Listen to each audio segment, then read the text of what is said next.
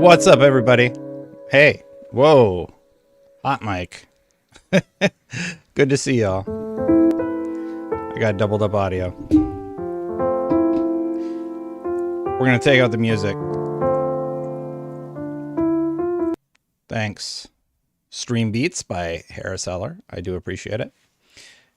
All right. So I made a mistake when I was setting up the stream. I set it to 21,000 kilobits per second, but it's not giving me any errors. So hopefully everything is running smoothly. I hope everybody is doing well. And I hope y'all are doing well. Thank you. Redbeard, you don't need to talk anymore for the whole stream. Good to have you, though.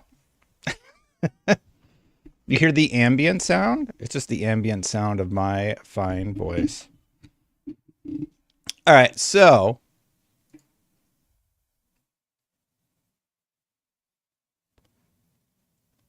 I'm a little confused about what chat's talking about right now. Aspect ratio, what?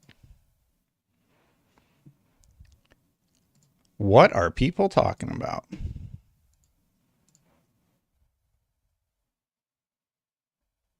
Nothing. The stream looks fine. Y'all crazy. Oh, Hellblade 2. I mean, did you play the original Hellblade? Are you going to play Hellblade 2? Let's start with that, actually. I was going to open up on Hellblade 2 news because I haven't really read the previews. I'm already sold on the game. I've been talking about how excited I am about Hellblade 2 for a while, and I'm a big fan of the original. I played through the original twice, and it is really, really good. There is the 30 FPS versus 60 FPS drama. Grand Theft Auto 6 is going to run at 30 FPS, even on the PS5 Pro, so, like, who cares? I guess, is my thing. It's also not really a game where it needs to be 60. If you want it to be 60, I'm very fortunate. I'll just play on my PC. So that's what I'm going to do.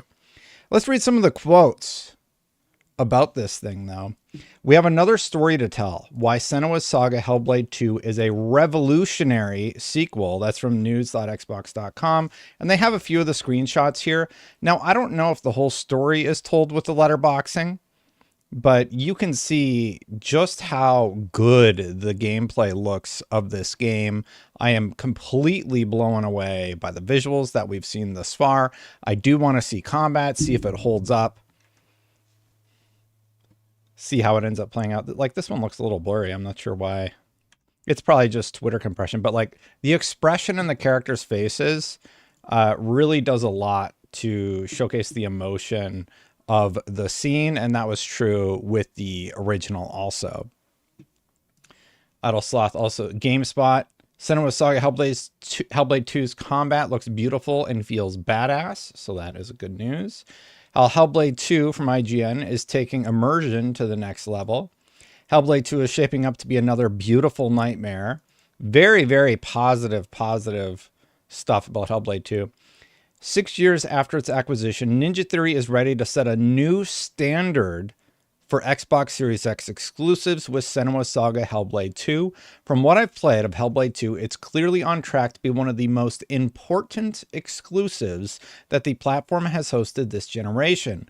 Not only is it a fluid and responsive action-adventure game, boasting best-in-class visual fidelity, it's also an experience with something meaningful to convey. Here's the thing about all of the games that have come from Ninja Theory. They're all really, really great. And I am very excited to see more from this studio.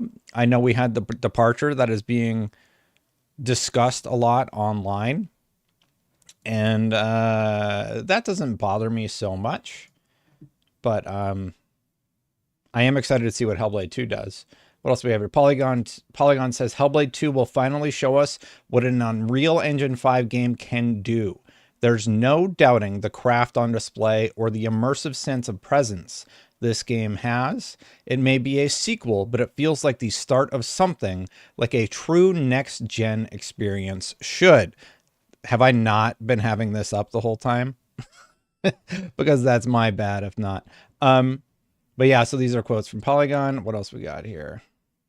Here's a part from the IGN preview. Definitely go watch the IGN one because that's the best one. Am I right? Each swing of the sword comes with a heavier weight to it, emphasizing the damage every plunge into a foe's flesh causes. Dodging and parrying remain key components, just as reading the rhythm of your opponent's attacks stays vital to your survival. These tells are something you'll need to keep an extra keen eye on this time around too, as the parry window for Senua to meet steel with steel appears less forgiving. These are just a handful of the quotes that we've seen. But Tamim Antoniadis, a Ninja Theory co-founder, has left the studio. Apparently, it was discussed during a lot of the previews, especially with Polygon. And there is a larger quote. Let me just find that really quick. Because this was one of the notes I want to talk about. Here it is from Idle Sloth. Idle Sloth, again, unofficial producer of the show today. Tamim Antoniadis, Ninja Theory co-founder, on his departure from the studio. I was ready to step off after Hellblade, but stayed on for 2 more years to make sure the foundations were in place to fulfill our mission to craft life-changing art with game-changing tech, which you'll see in Hellblade 2 very soon. Huge shout out to Microsoft for taking care of our baby and letting us grow to become who we are. Cat's out of the bag. Yes, I've left Ninja Theory, the company I founded and led creatively for 20 years. Exhausted, proud, and satisfied, I was ready to step off after Hellblade, but stayed on for 2 more years to make sure the foundations were in place to fulfill our mission to craft life-changing art with game-changing tech, which you'll see in Hellblade 2 very soon. I'm forever proud of and grateful to the ninjas, and I want the world to know that Ninja Theory is safe and sound in the best hands possible. Huge shout out to Microsoft for taking care of our baby and letting us grow to become who we are. As for me, whatever I do next, I'll always be a ninja. I mean, it's unfortunate to see him go. Ninja Theory has been one of my favorite companies. I believe the first game I played of theirs, they did Heavenly Sword, right? So Heavenly Sword was the first experience I had. And then shortly after they did Enslaved Odyssey to the West, which is just a game more people need to play, in my opinion. I think it was a very, very important game that everybody should play, honestly. Thank you for the happy birthday, Ginger. I really appreciate it. Thanks for stopping by over on Twitch. By the way, if you didn't know, twitch.tv/Destin is my Twitch channel if you watch over there. Thank you so much for the happy birthday. I do appreciate that very much. It was on April 5th, so thank you for that. A few other things about Hellblade. I played a chunk of Senua Saga Hellblade 2 and came away very impressed. This is Simon Carty, the person who did the IGN preview. It's shaping up to be another beautiful nightmare, and you can go check out the full preview over on IGN. Highly recommend it. The one note that a lot of people were discussing, Senua Saga Hellblade 2 will run at 30 FPS with dynamic resolution on an Xbox Series X and S. Hellblade 2 only runs at 30 FPS and dynamic resolution on both Xbox Series S and X. There are no graphics modes. The frame rate can only be increased on the PC. The VFX director explains this in an interview with GamePro by saying that the experience should feel more cinematic, similar to movies that run at 24 frames per second. You know, what's ironic is the Naughty Dog team actually made sort of the same argument where they wanted the game to be experienced at 30 frames per second, and eventually they would decide to allow that frame rate to be increased to 60, and then people can sort of decide what they decide to play at. And I think for Hellblade, it's going to be fine at 30. Obviously, if I'm playing on PC, I just default to 60 frames per second because I have a rig powerful enough that I can just kind of do whatever I want with the game. I can play it at 1440, push it up to 60. And for me, like the size of my monitor and everything, I don't have this massive monitor. So 1440p is a pretty good sweet spot for me. And then I like to play it at 60 and get the experience that way. I did play the original Hellblade on the console, though. It was definitely a game that I enjoyed sitting on I have my little setup over here with the chairs. sitting there playing with headphones on and getting to fully immerse myself in the experience. And honestly, I highly recommend that you do that. Don't do anything that would sully your overall experience of Hellblade 2, because I think it's going to be a really special game. And these previews are glowing and very positive. And it is nice to have a title that is going to push the hardware in a positive direction. Whoop, sorry if you got the audio there already. That's for later. And I'm very, very stoked about that. I wanted to try something a little bit different with the show today. I'm going to try and, like, I've tried this before and everything broke, but I'm going to give it another shot. Okay. Here's what I'm going to do. I am going to record a little thing. Oh, Phil Aroni with the $2. Thank you, Phil. You get to go on the whiteboard. Boom. So we're going to put Phil Aroni. He actually didn't ask anything, but that's your 5th super on a live stream. So thank you. I got blue ink this time. Boom. So you can actually see, see the letters and stuff. Thank you so much, Phil Aroni. So real quick, I'm going to try something. I don't know if everything's going to break. I don't think it will. Let's just see what happens. I'm basically going to record one of my videos for a VOD, and I'm just sort of curious to see if this will work. But last time I did this where I recorded and streamed at the same time, it kind of went crazy. So let's just see how it goes. Over the last several weeks, Xbox has been doing a lot of talk about what is going to happen internally. However, we haven't heard a lot about that externally, but thanks to Windows Central and Jez Corden, we have a lot of news about the plans Xbox has for the future. We're going to take a look at all of that right now.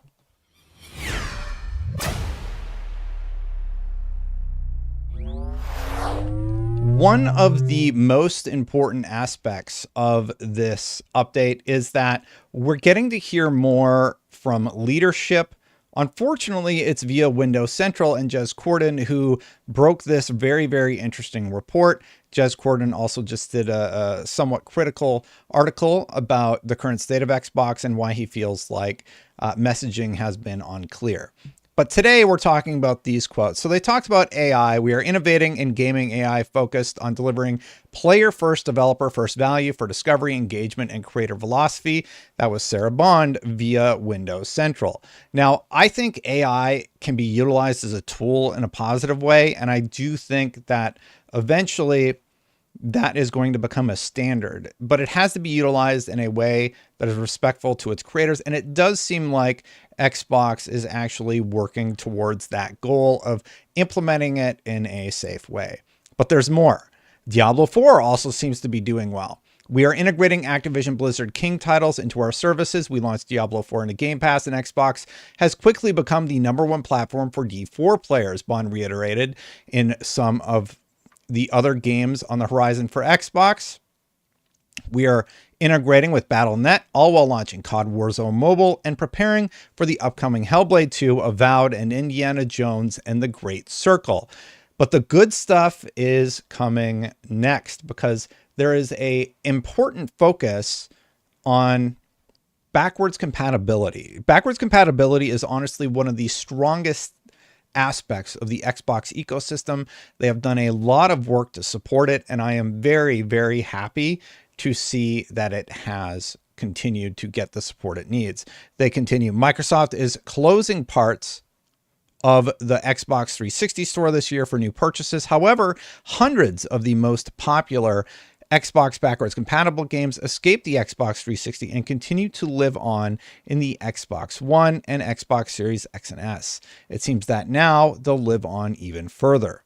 As part of the emails to her team, Sarah Bond revealed that Microsoft has now set up a dedicated team to ensure the future proofing of the current Xbox game library against future hardware paradigm shifts, ensuring that our games remain accessible long into the future.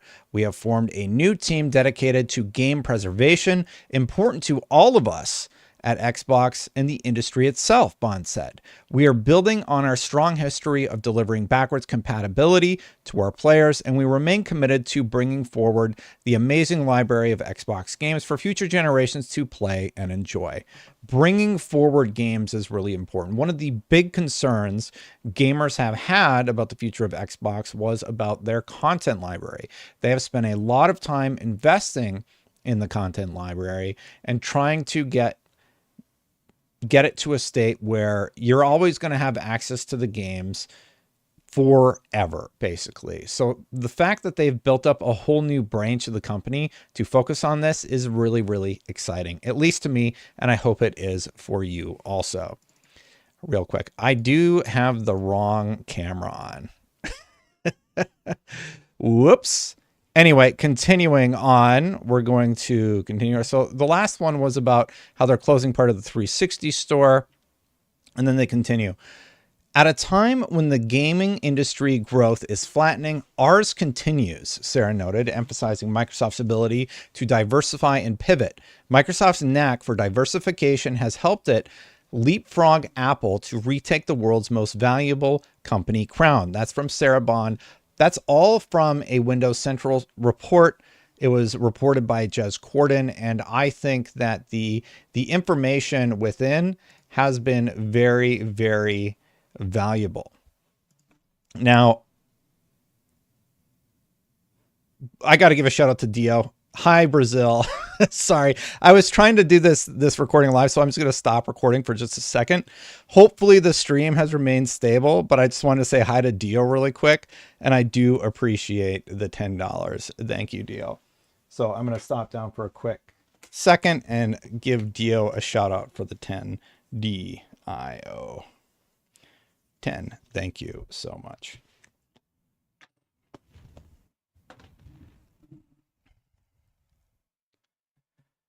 But beyond all of that, one of the most important things is hitting that subscribe button, hitting that bell to know when my content goes live, or hitting that like button if you're already subscribed. I do really appreciate all of the support this far.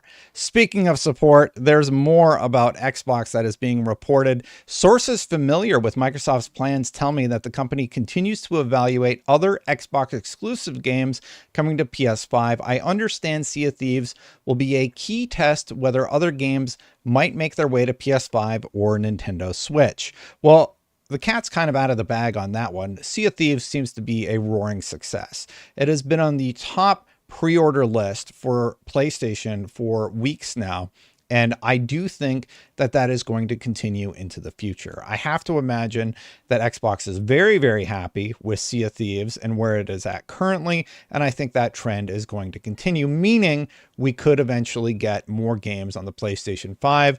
I would just brace yourself for that because it does seem like it is happening.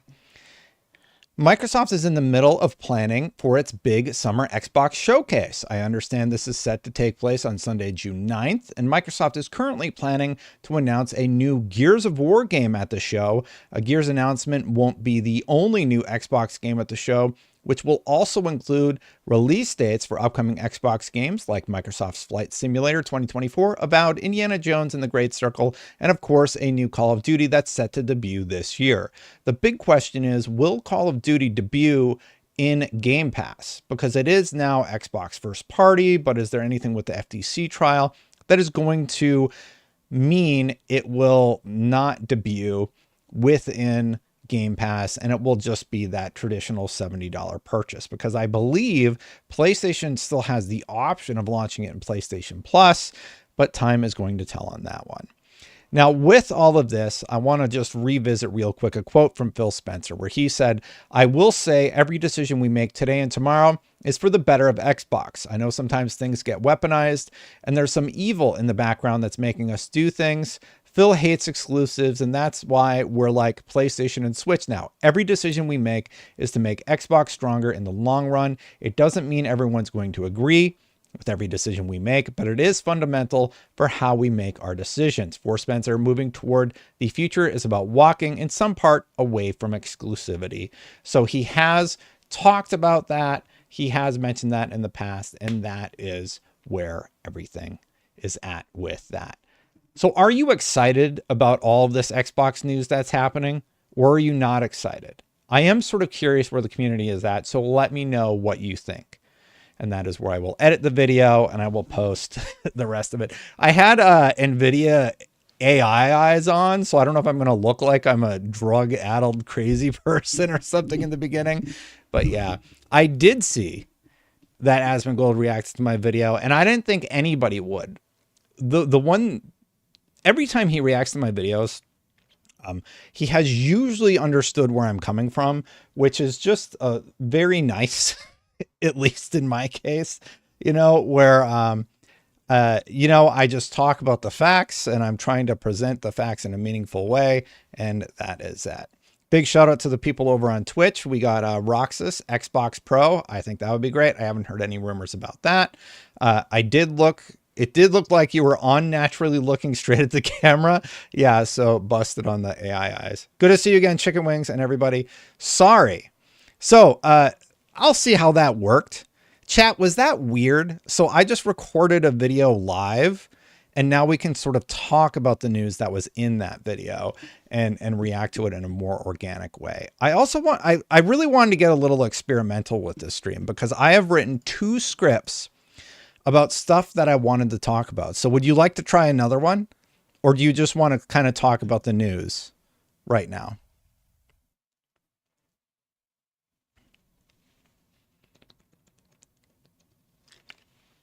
Ginger says I'm used to it with other streamers. Do they do that a lot? No, it's not weird. I see some people do it really well in news. Yeah, oh, Philaroni, I didn't see it. I think Hellblade will be like Heavy Rain and its impact. Well, Heavy Rain was a meme, right? But I get what you're saying. Let's go, news, do it. So the other 2 are features. One is somewhat negative. Well, I would say very negative about Xbox and their current strategy. And the other one is more positive, and it takes a look back at the 10 years of Phil Spencer and his contributions. So that one I haven't quite finished, but I think it's in a place where I could give it a shot and see how it goes. But first, let's talk about some of the news that we've talked. Let me know what you think about that. Did you see Plume Network use an image of you in his video? People use my image all the time. I mean, whatever. Unless they're like messing with my family. I kind of put myself out there, so I don't know. It's whatever, you know? Let me see here. Oh, I mean, it's a flattering image, honestly. It looks really, really nice. Like, Destin IGN reaction. Yeah, that's fine. That's just React's content. So like, I don't know if you agree with me or not, but I did see a lot of notifications about that. It was my birthday. So like, hey, Tim Dog, I wasn't really paying attention. I was like looking, I always kind of look, but I wasn't like super invested in that because we were doing birthday stuff. Like my wife put up a nice sign and everything. It was really, really nice. It was just some family time. So yeah. I wasn't like super invested in the conversation that was ongoing, but I was poking my nose in every time and again. Why aren't you taking care of your baby? You know, I'm married, right, Roger? You think you think I just leave the kids by themselves? Yeah, I leave my 3-year-old and 1-year-old. That is not a thing that would ever happen. Come on now. All right, so the next few stories have some audio, but very, very exciting stuff right now. Tim Dog is just hanging out. He's more than welcome. Everybody's welcome. People don't always have to agree with me, you know? Like Tim and I have had our disagreements, but like he's not being mean, he's not being disruptive. I don't want to tell people what they're supposed to think, you know? That's not what anybody should do. You kind of come to that organically. Let's get back to the news though. So Gears 6 could be showing this year, but people aren't ready.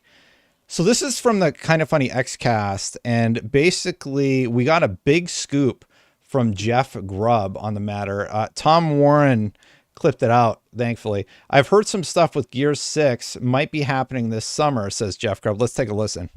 Well, real quick, I will say I've heard some stuff might be happening with Gear 6 this summer. So Okay. I think that tease sounds about right to me, Paris. That seems like what we can expect. So, yeah, and that's the first time I've said that anywhere. So you guys get a little scoop there. Oh, a little scoop from Jeff Get a Grubb. little scoop, just a tiny one. That again, as always, plans can change. You can get mad at me. I'm used to it now. So here's the thing. Colin Penty, one of the main people over at the Coalition, has actually teased a little bit about Gear 6, also talking about how good it looks. There was also a tweet from Shinobi, who works in the game development space, who said, wait until you see Gears. People aren't ready. Wait until Gears 6. People are not ready. Here's the thing about the Coalition. They work on the bleeding edge of technology. Their craftsmanship in terms of what they are able to do with the Unreal Engine is unmatched. They're former Epic people who have gone over and worked on the Gears of War franchise, and their work is astounding. I made a video on IGN that basically said Gears 5 proves the power of the Xbox Series X, and it does. I think one of the unfortunate things that has happened since that time is that developers aren't optimizing on console, at least not on the Xbox as well as they are on the PlayStation 5. I don't know the reasoning for that. I don't know if it's because it's AMD based. I'm not sure what the PlayStation 5 is based. Maybe chat can tell me off the top of their head. But I do know that the technology on the Xbox Series X utilizes AMD, unless I'm mistaken. And maybe that is something about it, because they always talk about utilizing FSR and all of this cool tech stuff that is usually AMD based. But it's really, really exciting stuff, especially when you hear people talking about it. And now that is the second time we have heard about it independently.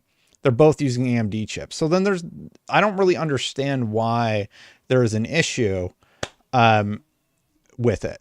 Tim Doc says, always respected you. I can sometimes be pissy and I apologize for that. Happy belated. Thanks, Tim Doc. I appreciate it. I'll put your name on the board. Pissy Tim Dog. No, I'm just kidding. Tim Dog. $4.99. Thanks, Tim. No worries. PS5 does have a bigger install base, and I do wonder if some of the reasoning is there, but I'm not sure. Continuing on, though, over at Insider Gaming, they talked about all of the posts that I made already. So Tom Warren corroborated what Grubb had said on Kind of Funny Gamecast. So that's two different sources, likely independent, discussing the topic. And then we have Shinobi also discussing the topic. One thing that they left out is the tweet. I'm going to dig it up really quick. I didn't have it prepared, but there was a tweet that I had retweeted recently about some of the technology. So this is from Tom Lumen, and one of the coolest pieces of tech is variable rate shading.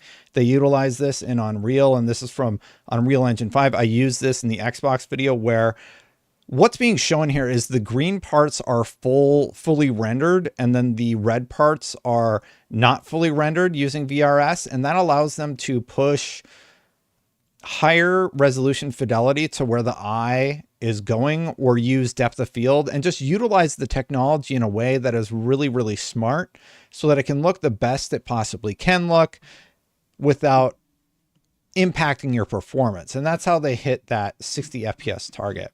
Now, I've been liking all sorts of stuff lately, and there was the article that I posted about Xbox, the Dune coverage. I'm just going to Google Colin Penty. Because Colin discussed it a little bit, like very briefly. So this is the technical art director at the Coalition. He doesn't tweet a ton, so it shouldn't be too hard to find. He worked on Simpsons Hit and Run, talked about how Star Wars was a great game. And then he just briefly mentioned Gears. He said, wait until Gears or something like that. Infinite Warfare, God hate. Maybe I can find it. Yeah, so we're back to 2023. Colin Penty did something maybe he took it down, but I was very, very excited when I saw him teasing Gears or wait until you see Gears or something like that. So overall, very, very stoked. And I do hope that they continue on that. Balding Baby says, my 1-year anniversary is today. Nothing better than Gears 6 news to celebrate with my lovely wife.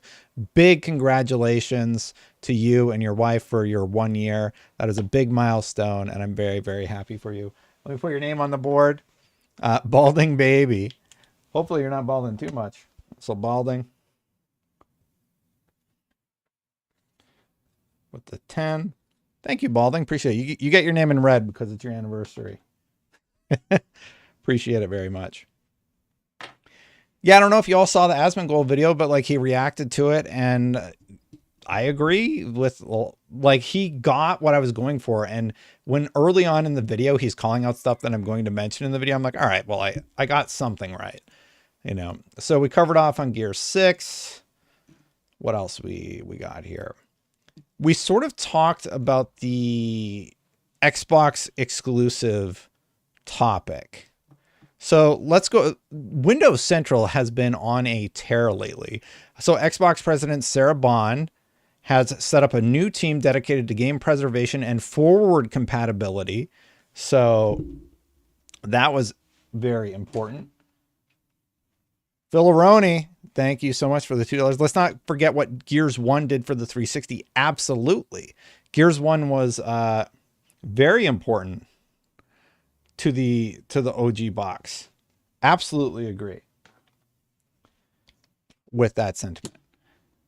And this is the Windows Central report where Sarah Bond, basically her internal emails came out together, and this is the one I didn't include, but you can go check the full thing out over on Windows Central right now. It's been nearly 6 months since we came together as an organization. Our collective achievements in that time frame are tremendous. Everyone should feel incredibly proud of what we've achieved and excited about the opportunities ahead, Sarah said. We are moving full speed ahead on our next generation hardware, focused on delivering the biggest technological leap ever in a generation.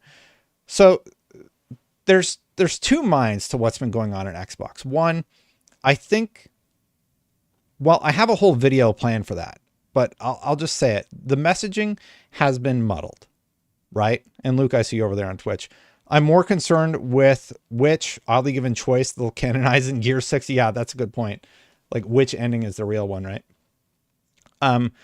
Xbox has had mixed messaging. Jez Corden has required reading, in my opinion. It was this piece on Xbox's growing pains and its strange future, where he really does a good job of laying out why players are concerned. And that was the one thing on Twitter. Sometimes, like, you can't parse the yelling and figure out, like, I don't get where you're coming from. And it was the same thing when I was like at it with PlayStation fanboys. And I'm like, I don't understand why you're okay with your games being raised to $70 when, you know, Xbox is 60 and everybody else is 60. And, you know, these companies are raising to 70. Now I don't get why you're cool with it. And what the consensus seemed to be was, well, they're cool with it because they know they're getting great games.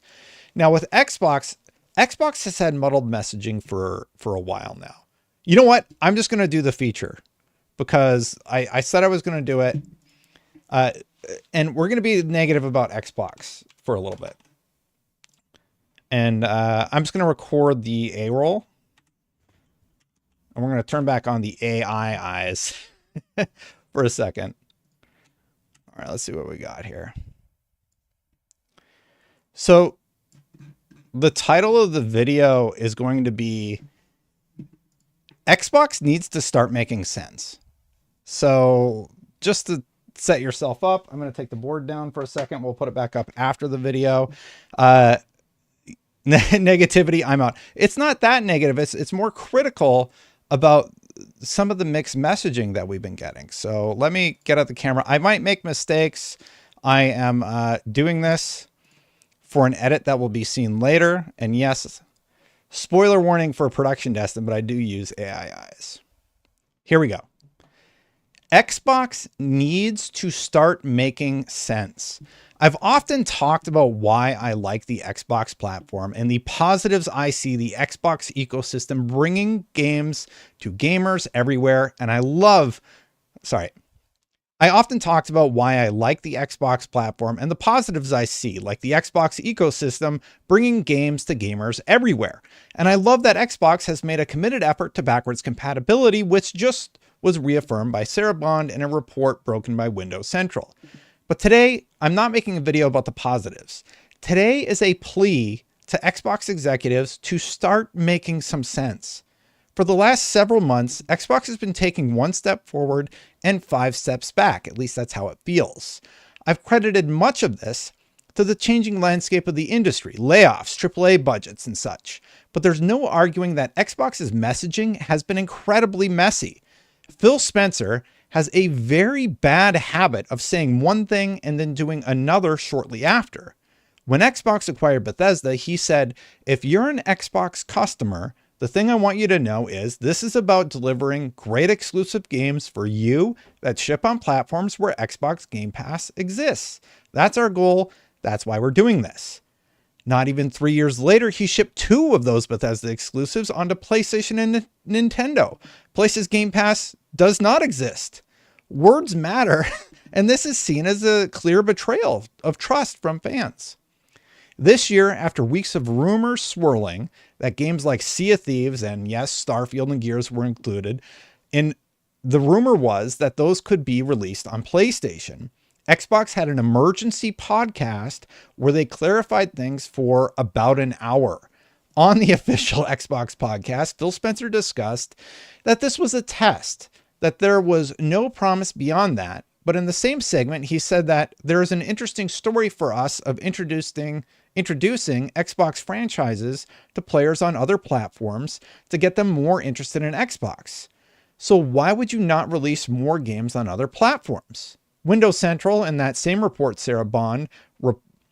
Windows Central in that same Sarah Bond report linked to a Verge piece that said Sea of Thieves is the test, and if it's successful, more games are coming to other platforms. You can't keep leaving stuff like that open to interpretation.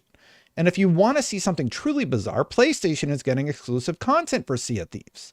Xbox also has its own set of exclusives to celebrate the release of... Xbox also has its own set of exclusives to celebrate the release of Sea of Thieves on other platforms. But the decision to bring back console exclusive items similar to what they had with the PS2 era is a bizarre one to be sure. And Phil, as a Destiny player who probably played on Xbox, can remember what that was like in the Destiny days. It wasn't fun, especially from someone who just asked how Helldivers 2 not being on Xbox is helpful. To me, that's a mixed message, but maybe I'm getting too much into the weeds there. The bigger issue is that the statement and message from the podcast didn't exactly clear much up.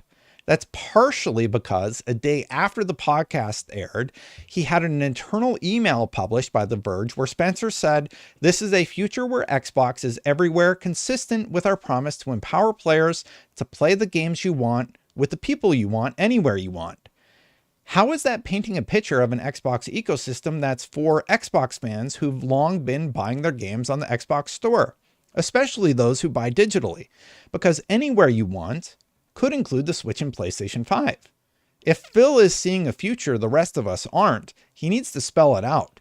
It becomes hard to buy into an ecosystem that's having trouble selling its console, having less money to spend in 2023, like everybody has less money to spend, to get enticing titles on Game Pass, and is now releasing games on competing platforms. Or maybe the less money Game Pass thing is just a rumor, as another rumor is that they're spending more than ever to get games on Game Pass.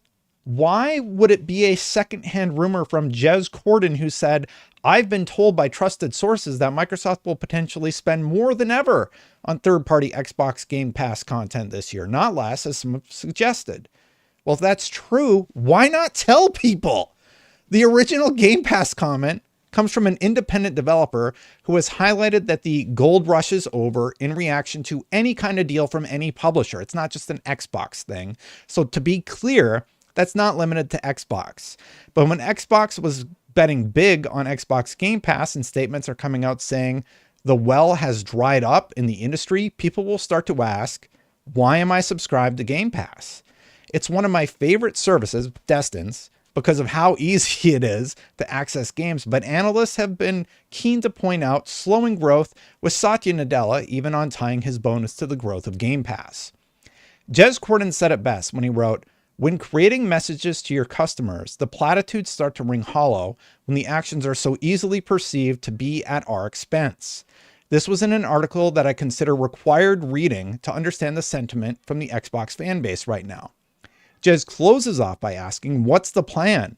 And that's a good question, because if we haven't gotten a ton of amazing exclusives that were promised in 2021, and some of the best we did get aren't exclusive anymore, in 2024, we got Palworld, which was a happy accident, but in the year PlayStation was supposedly going to struggle, they got Helldivers 2, Stellar Blade, and Final Fantasy VII Rebirth.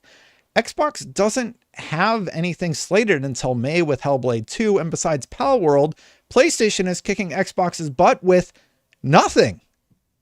Phil said in an interview with Kinda Funny, and I see it out there. I see commentary that if you just build great games, everything would turn around.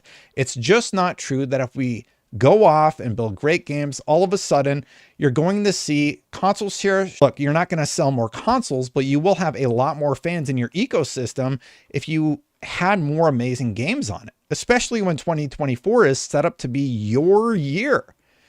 And when your past statements about the Bethesda purchase have been things like, I don't have to go ship games on any other platform other than the platforms that we support in order to kind of make the deal work for us, but then you go and release those games on other platforms, maybe that original statement starts to look a bit flimsy, you know? Look, Xbox fans need something to be hyped for right now. There are some cool rumors out there, and I believe in Xbox. But just as I was critical of that Kinda Funny appearance where Phil Spencer talked about how much Xbox failed, I think it's time to stop talking about failure and needing to port your games to other platforms and start talking about what your plans are for the future. Because we've got 9 or 10 more years before Phil Spencer is at retirement age.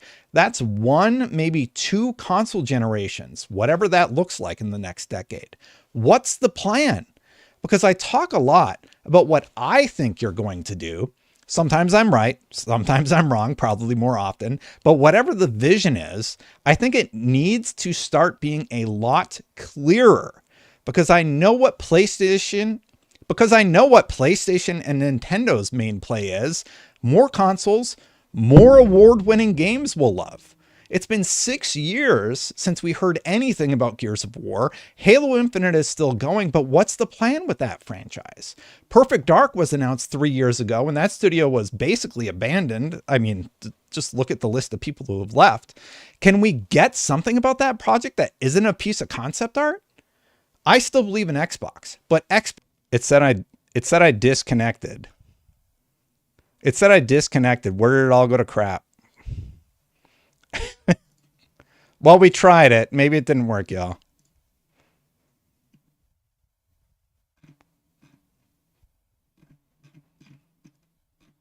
I saw a few super chats.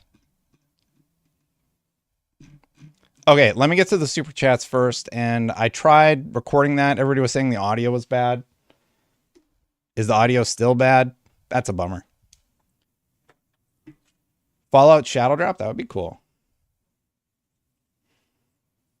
Balding with the 2. Thank you, Balding. 1 with the 5. If you can still play the game, why does it matter if Xbox games go to other platforms? Does it matter if they tell you? I personally am not that concerned about the games going to other platforms, but I do understand why Satya cut the audio. Was buffering for me too. Dang it. So like, how much of that did you see? Did you see any of it? Aries gifted 5 Destin memberships. Thank you, Aries. Clay, you're a member. Congratulations. Thank you, Aries. All right, so like, where did it cut out? Was the whole thing bad? Is it clear now? Like, is the audio good now?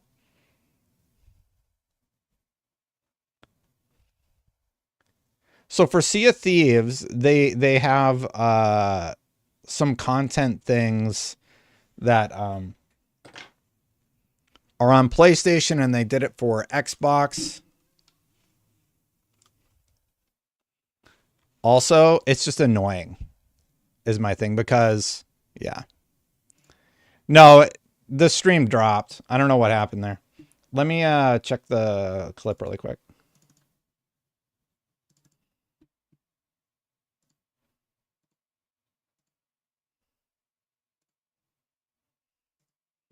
Well, the audio on the recording is good, so I guess you're going to have to watch the VOD. I'm sorry.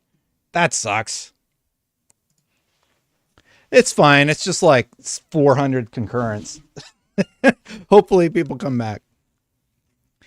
Basically, the ending of the video was, I still believe in Xbox, but Xbox needs to start being a lot clearer about what they believe in, because right now I don't know what's true and what's nonsense anymore. And I don't think I'm the only one that feels a little bit unclear about what the play is here. Let me know what you think in the comments below, because Xbox has been really weird with their messaging. Basically, Phil Spencer will talk about how Bethesda is saying something like, we acquired Bethesda because it dropped for me. I still believe in Xbox. Okay. Luke over at Twitch says it was okay until I said I believe in Xbox. Completely froze on Twitch. Hello from Brazil, Dino.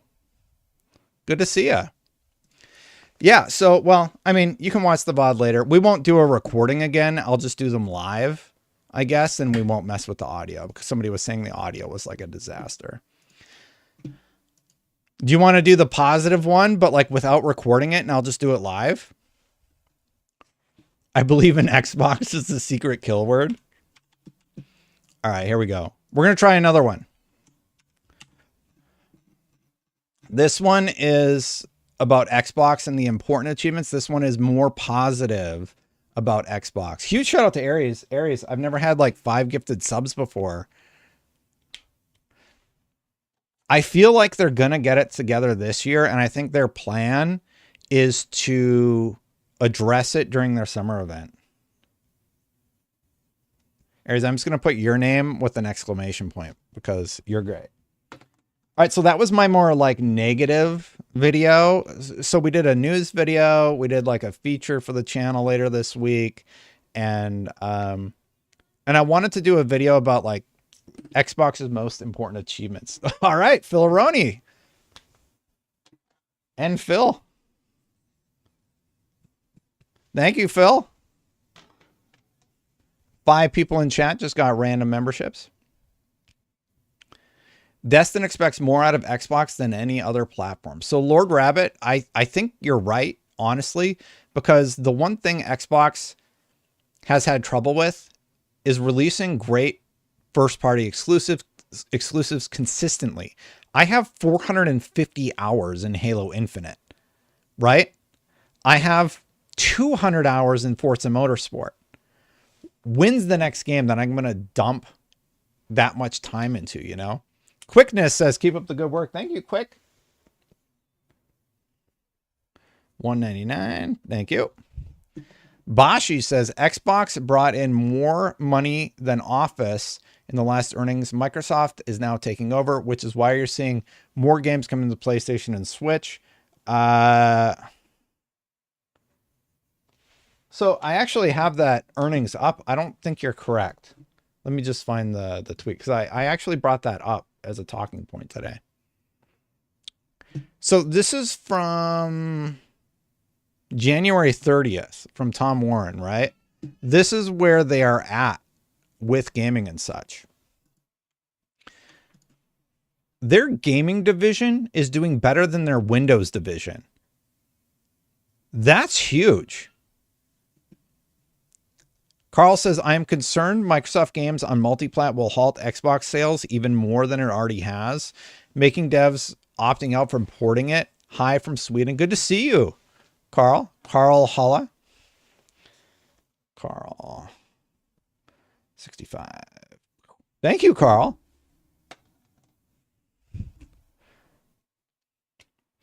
I don't think they're going to opt out. I think the console, I did see the Michael Pachter piece about it hitting 200 million subs. That I think he's a little. I think that's very ambitious when everything else is slowing, right? So here's the thing about Game Pass. The issue with Game Pass is consoles have reached saturation. So we're kind of at the saturation point with like how many consoles are able to be sold just into the industry, period. It's hitting PlayStation, it's hitting Nintendo, it kind of hits everybody. The cap seems to be like 160 million consoles. If you talk about the PS2, part of it is that was like a DVD player. Xbox, I think with the Xbox One tried to do that. Is the audio still being weird? I hope the audio shouldn't be being weird anymore. I have no idea why it was doing that. It should be fine.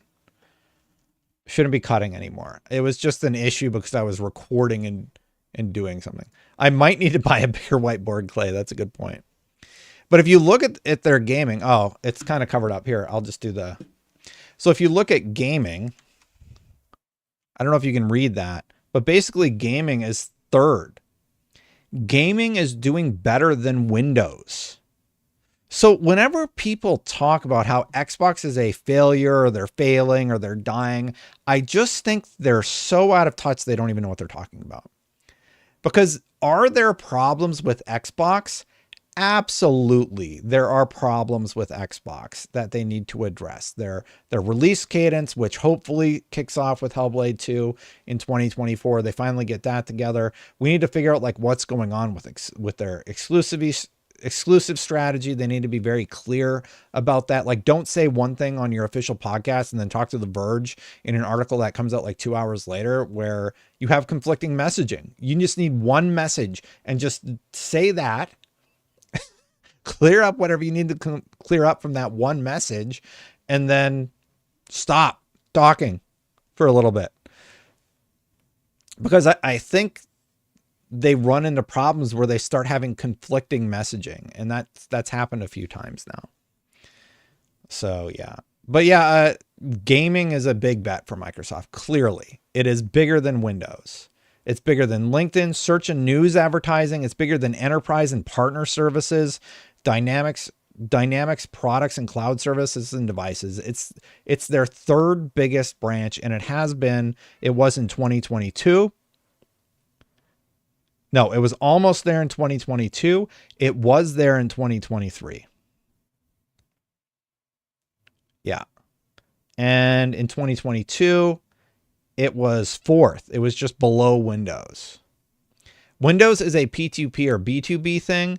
You buy once every few years, if that, on like games where you sell many times over the year. That is a good point. But the fact that it's up there knocking all these other things out is impressive, is all I'm saying. So it's a notable pillar of Microsoft. That's the only point I'm trying to make with it. Let me see if I can close any of this. Last week we talked about the Jez Corden comments that I think were pretty good. I didn't think much of this story, but let's talk about it. So Microsoft loses key Xbox executive amid continued gaming shakeup. Basically, Kareem Cordery is leaving Microsoft after more than 26 years with the company. I don't know if he retired, but it's being reported as though Cordery's departure comes just 6 months after a big shakeup of Xbox leadership and amid continued changes to Microsoft's gaming strategy. Cordery has been focusing on Microsoft's AI plans for Xbox in recent months, which include a new Xbox AI chatbot that The Verge exclusively revealed earlier this week. Cordery was also key to Xbox's backwards compatibility support and helped bring Xbox Cloud Gaming to life as xCloud in 2019. I remember that. I was one of the first people that played on xCloud, and I think I met the guy.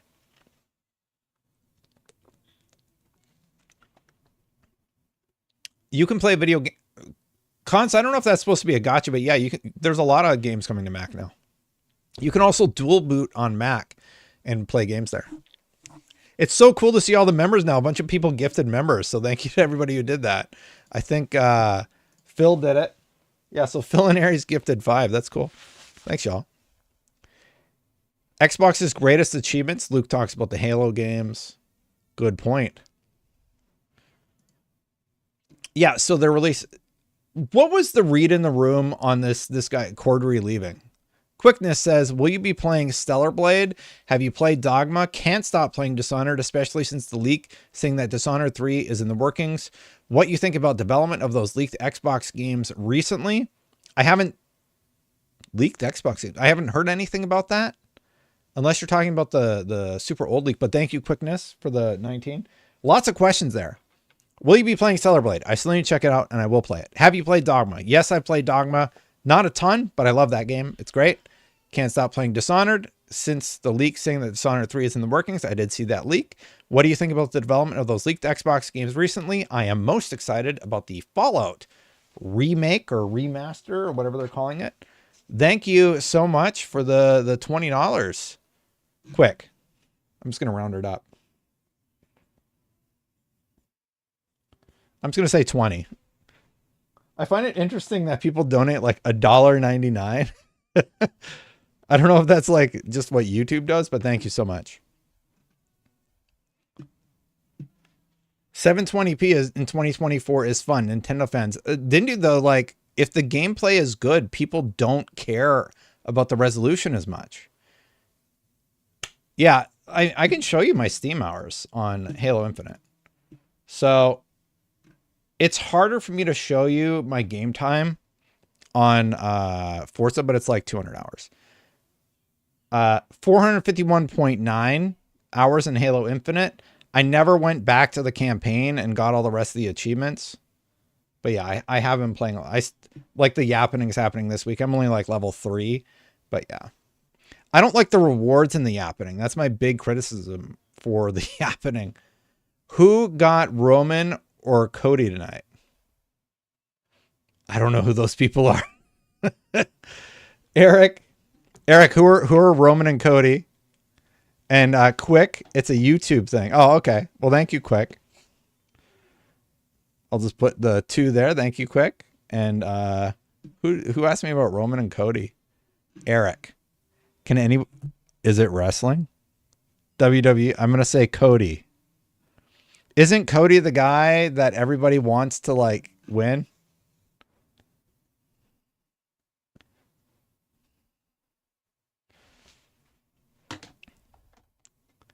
It's iPhone does that? Okay. He's talking about WrestleMania. Okay, well, thank you, Quick. I appreciate it. Yeah, Cody. I think Cody's the one that everybody's hoping for. So I'll be with you on the Cody thing. Yeah, people are like, what have you been playing? I played a bit of Helldivers this week. A little bit of Halo. Those are the 2 games I played this week, and I'm playing the current season of Path of Exile. You know, there was a conversation I saw recently about the fact that we're kind of at saturation with our screen time. Like if I play one game a lot, that's the game that I play, right? As Stan Lee once said, whoever the writers want to win, that is who's going to win, as Ventura pointed out. Absolutely agree. That's fine, Carl. Like if it's not for you, but I really think the gameplay loop is fun. I was just trying to unlock all the difficulties because I want to see the new like super machines that are in there. And yeah. Okay, so I didn't think this was a big deal that this guy left. Like it's not Matt Booty. If Matt Booty left, I think that would be a bit of a surprise. So they're also working on AI. I found that interesting. We kind of talked about most of this stuff already. They didn't say where he's going, the Cordery guy. See, like, I remember when they revealed the handheld thing, and that was really, really interesting. Yeah, I feel like he's just retiring. I didn't think much of it at all. Like, oh yeah, he's retiring. But that's the thing people need to realize. Phil Spencer is going to be retiring very soon. He'll be retiring when he's 60. So that's like 10 years. That's about 10 years. Okay, yes. So I did want to talk about this story. One second. I got to find the follow-up.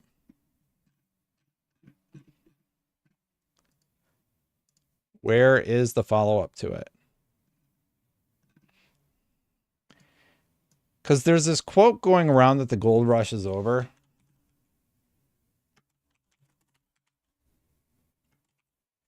Yeah, here it is. Okay.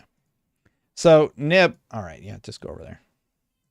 So Nib posted this a few days ago. I don't think, so this is from the 28th.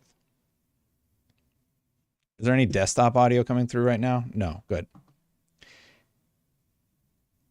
I talked about that at top. Yaha. Yeah. Indie developers Megacrit, Slay the Spire, and Red Hook Studios say Microsoft's Xbox Game Pass deals have come way down in scope and that the scale of Epic deals have also significantly diminished. The gold rush is over. Now, that independent developer actually clarified their comments. He's talking about 2024 for the industry. The gold rush is over for everybody. Like, this year is not the year to go out there looking for a deal. My gold rush comment was meant as an overall appraisal of the indie funding situation. As I said, deals are more difficult to line up. Their average size has diminished, and many companies are facing layoffs. Epic deals have dropped in value. Game Pass deals are a bit more nebulous as there's little data out there, a lot more hush hush. I know of 2 studios who locked great deals though last year. So like, it wasn't really about Xbox at all, it sounds like to me. But then like this was being like, oh, Xbox is in big trouble. Again, another thing that turned out to be nothing. This could be part of what games industry Chris was speaking about. Oh yeah, because Chris String talked about how, I can't remember what he said specifically, but it turns out that wasn't quite what was being said. I just wanted to talk about that real quick. There's not really much else to say. Oh yeah, that's my other thing I want to talk about. Okay.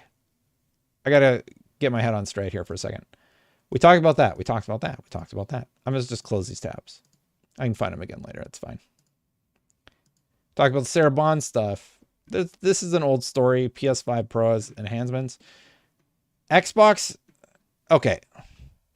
This is another one where I didn't really care. Microsoft is working on a Xbox AI chatbot. Chat, do you care? It's a helpful chatbot that will help you when you have questions. That's what it is.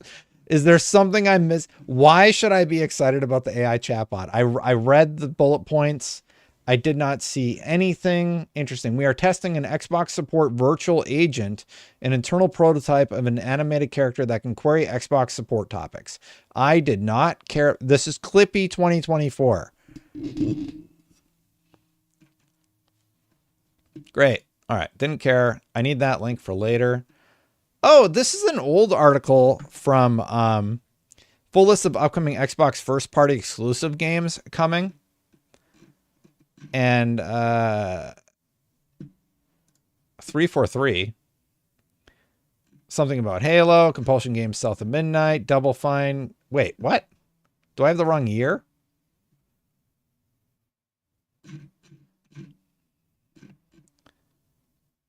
Double Fine is working on something.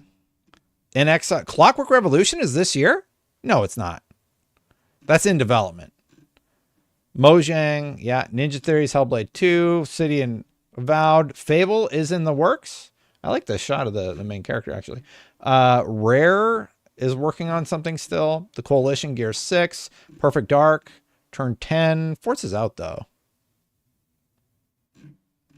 Undead Labs, that's a good call. Age of Mythology Retold. Forgot about that one. Elder Scrolls 6. Doom, the Doom rumor. Blade is in the works. Tango, whatever's going on with Tango's new game. They did tease it. We finally got to see Indiana Jones. ZeniMax Online Studios. Contraband. Ara. Oh yeah, this whole thing from Kojima. I forget about the Kojima project.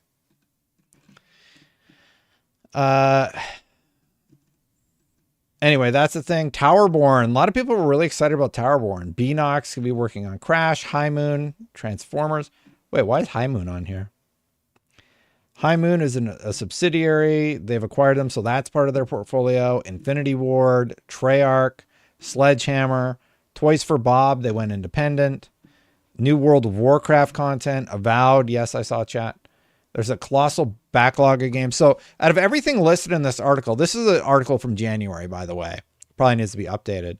Out of everything listed there, I'm honestly most excited about that back catalog coming to Game Pass. I think that is going to be a very big pivot point for how that service is viewed.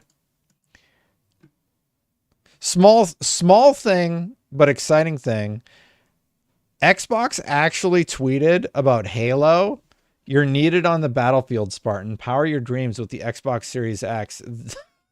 And like this tweet got 2.7 million views because Xbox was actually talking about Halo again. And we were really, really happy and just said advertising for Halo and Xbox in the current year. And yeah.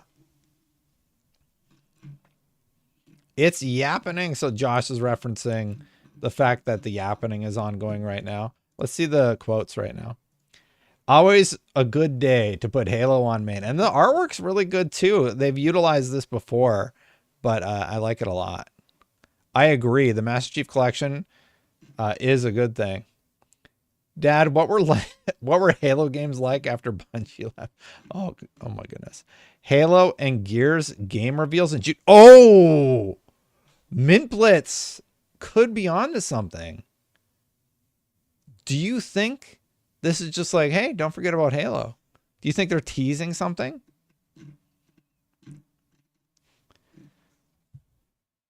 What if the rumor about Halo wasn't about it going to PlayStation 5,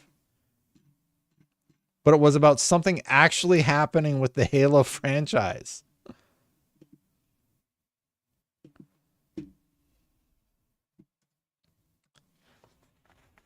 That would be pretty cool. I think that would be pretty cool. Do you play Halo, bro? I play a lot of Halo. What did I play last week? I just had my stats up there. So it said I played yesterday, but my playtime is like 451.9 hours. I don't know if it still tracks how much I played like this week for some reason. I played yesterday. What? I played for like, well, I played like 30 minutes yesterday because I had to go get the kids, but yeah. Halo has gotten a lot better. All right, so I have another feature. Let's see how it goes. And then I want to do a reacts, and then I might call it for the day. I don't know. Did I miss any big news? Excuse me. I still got stuff to do. Chat, how many of y'all are going to watch the Fallout TV show? Curious about that. Is anybody, like, what's your temperature check on the Fallout TV show from chat? Let me hear what y'all got. No, me. I'm a big Fallout fan. So, yeah. So I've been thinking of this. Yeah, so I want to watch this video.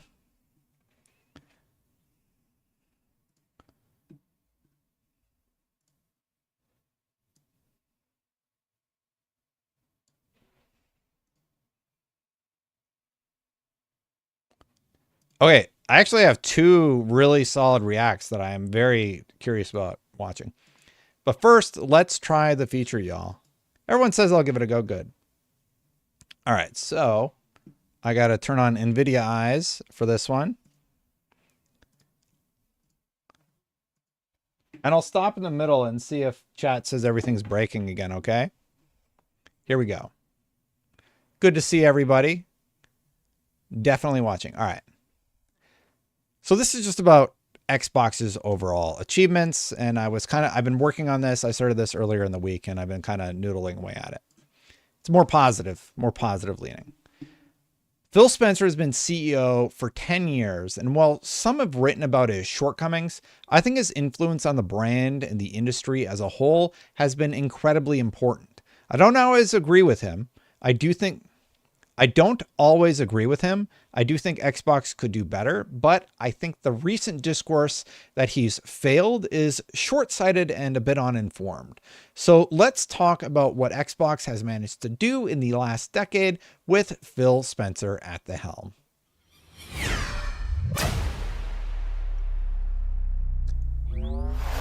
So if we go way back to the beginning, 2014, Phil Spencer takes over. In March of 2014, Phil Spencer took over as the head of Xbox and had a rocky road ahead of him. He had to tend with the mess Don Mattrick put in front of him, which was the muddled launch of the Xbox One. The Xbox team needed to refocus and course correct. They did so in a few ways, by unbundling the Kinect to start and lowering the price of the console. This is an extremely important time for Xbox because it's also when Xbox almost died. I made one of the first videos I made on this channel about the topic.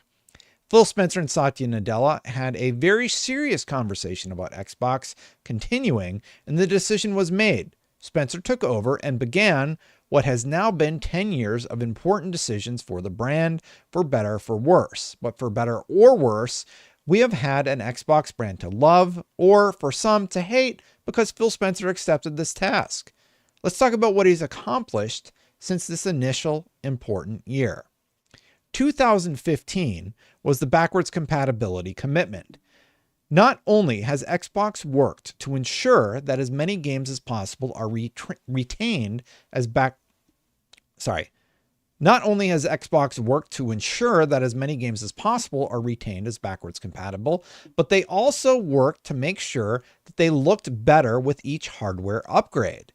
And they went a step further to go as far back as their original Xbox console and ensure a lot of the classics have adequate support.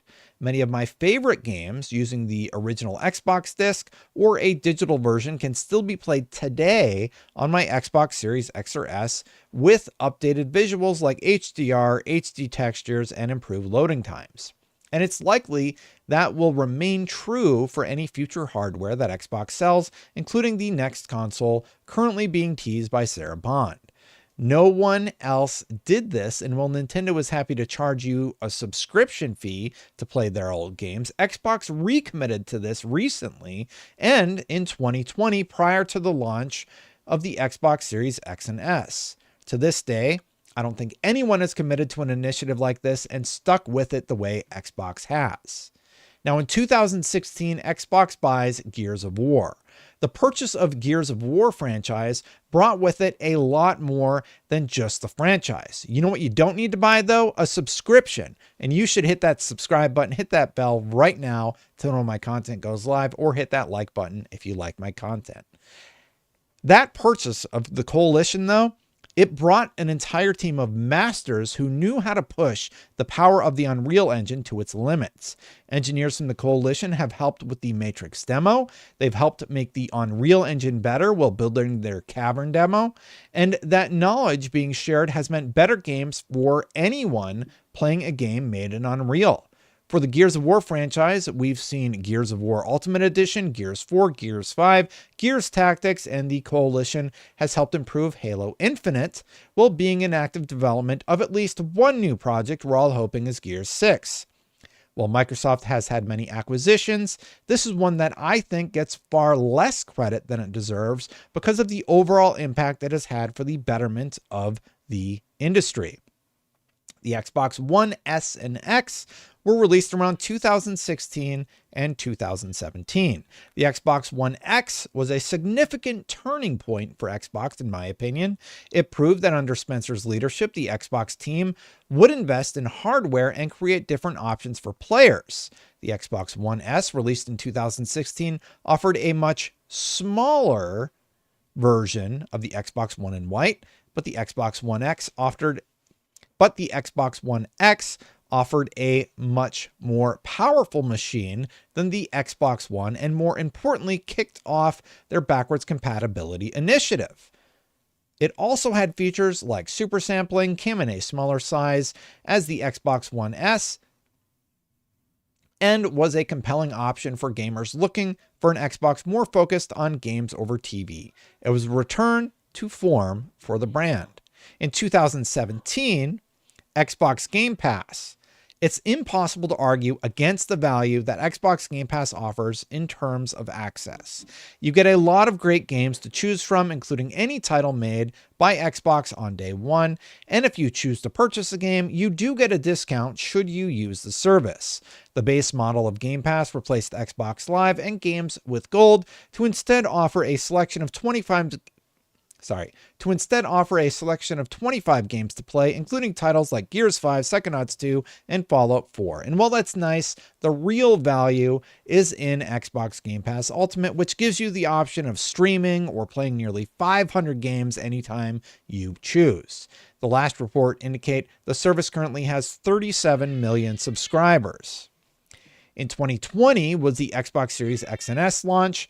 Xbox launched the Xbox Series X and S with promises of a new Halo Infinite that would be delayed, and many were left feeling strung along. There was a lot of praise for Xbox Game Pass, the backwards compatibility features that continued to evolve, but it wasn't until late 2021 that games like Microsoft Flight Simulator, Forza Horizon 5, and Halo Infinite would come to the console. And 2022 would become a notably problematic year for the company with internal emails leaked during the FTC trials that showcased a stern Spencer telling his leadership team to come up with a plan to ensure it never saw a year that sparse ever happening again.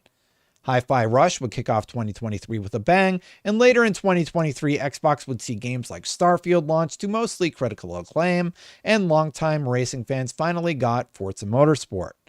And those notable releases were paired with some smart Xbox Game Pass Day 1 deals like Liza P that had everyone talking. And 2024 seems set up with success with Indiana Jones, Hellblade 2, Avowed, and Stalker 2 all notably coming to Xbox this year. The long-held criticism of the Xbox brand was that it just couldn't get their releases in order, and it would seem that 2024 could finally be the year Xbox solves that problem, hopefully once and for all. It feels like it needs to be. The focus for many seemed to be on this console business for Spencer, but while the Xbox Series X seems to be doing everything you'd want and then some, the Xbox Series S has been the best seller by far. The dual console strategy has been the most scrutinized of all of Spencer's decisions, and that's without mentioning the bigger purchases. They bought Bethesda in 2021. That purchase sent waves in the video game industry, leaving many to wonder what would be next for the brand, giving many hope that this meant more Xbox games that would launch exclusively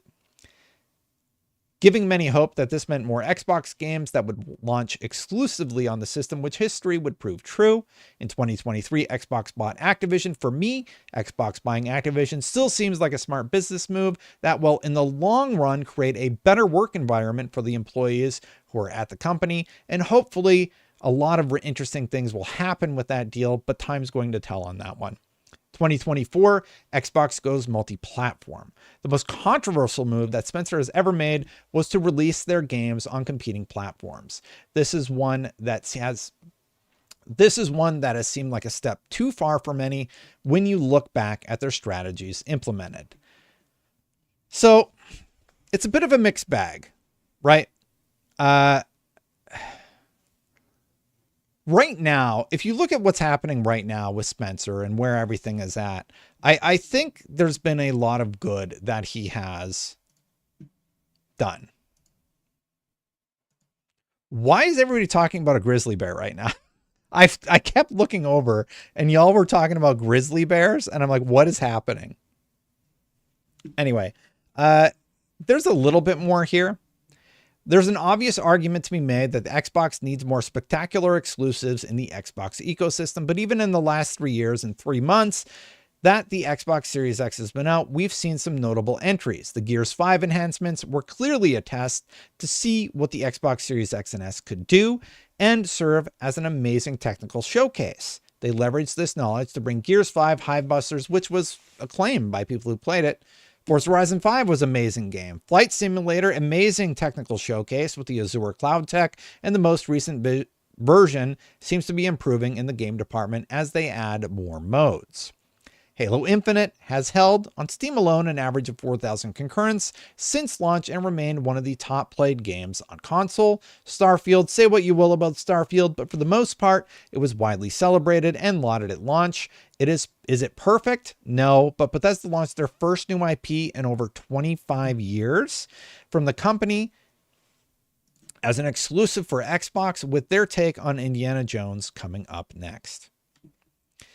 And in the third-party camp, it should not be forgotten that some of their most profitable games are now available everywhere, including Minecraft, Call of Duty, and most recently Sea of Thieves has been a #1 seller on PlayStation 5, standing next to games like Elden Ring and Sony's own Destiny 2 as the most pre-ordered for weeks now. Xbox's decision to release their games on competing platforms will either go down as a terrible decision for the company or a sign that they were way ahead of the curve. I don't know. I forgot to write a conclusion for this, but at the end of the day, I do think Phil Spencer has done a lot of good. And, Gaz on Daily had a conversation with me over on Twitter where he's like, we got to stop giving them credit for things they did 10 years ago. It's not things they did 10 years ago. Look at what they've done in 10 years.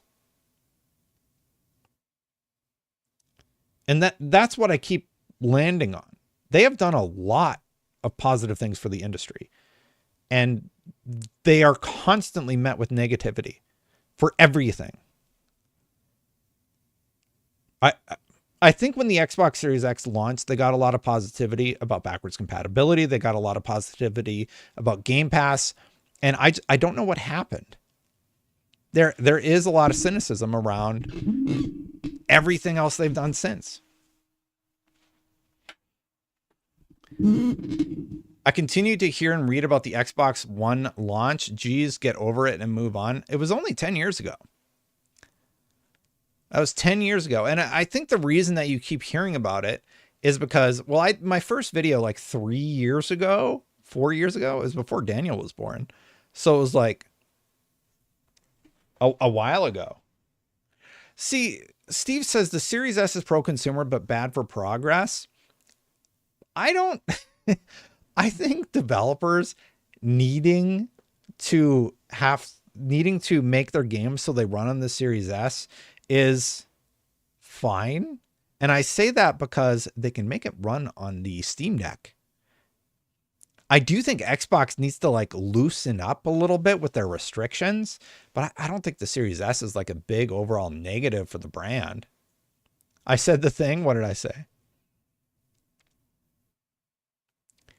How is the Steam Deck fine, but oh yeah, we'll optimize for the Steam Deck, but the Series S,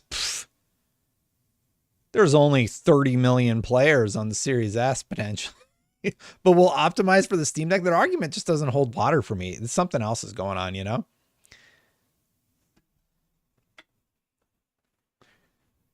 What do you think about that? So there's 30 million people. How many people bought consoles? I think Xbox at 27 million, 30 million. They're in that range, right? PlayStation did 50 so far. The Steam Deck is 4 million. So how does it make sense to optimize for the Steam Deck, which is great, but not for the Series S? That makes no sense to me. Oh, well, it's only 30 million potential customers. Oh, but the Series S is really cool. If you can optimize for a Series S, you can optimize for a Series... if you can optimize for a Steam Deck, you can optimize for a Series S. So that argument, I'm sorry, devs, but really? That's the argument? That's what you're going with? Our game runs on the Steam Deck. You can play it on the go. It's the only thing I will say is Xbox must have some sort of parity thing, or it has hit a bar, and devs are just like, come on, dude, this thing has less RAM than the Steam Deck. At some point, Microsoft needs to loosen it up a little bit.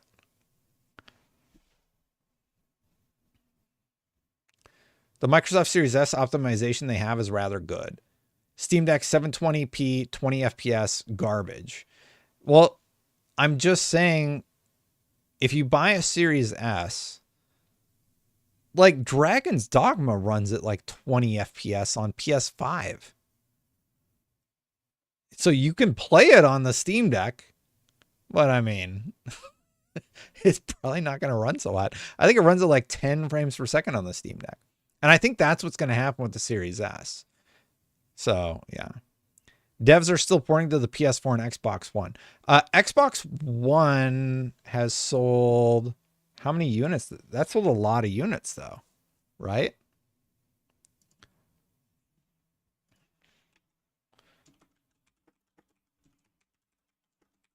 Xbox One sold 57.96 million units. I do think the X and S will at least match, if not surpass it. Xbox hasn't improved its messaging since 2013 TV, in my opinion. The games ultimately speak for the brand, hoping Hellblade 2 inspires some good vibes. Sicko, I don't know if you caught earlier, but I actually sort of had a conversation about that topic, about how their messaging is problematic. You can lock Dogma to perfect 30 on PS5. You can post-launch.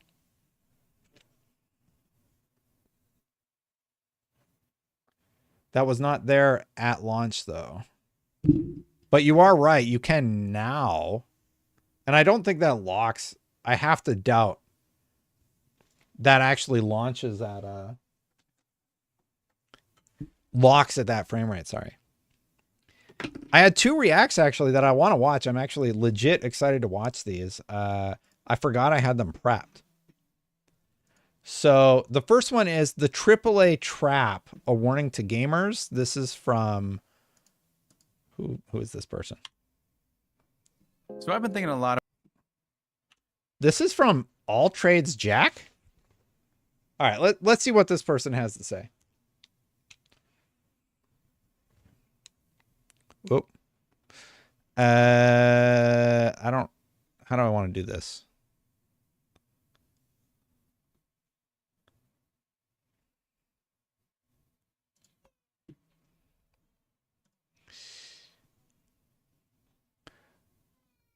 No, I'm still here, right? Sorry, did I just space out for a second? The AAA Trap, a warning to gamers. Let's watch this.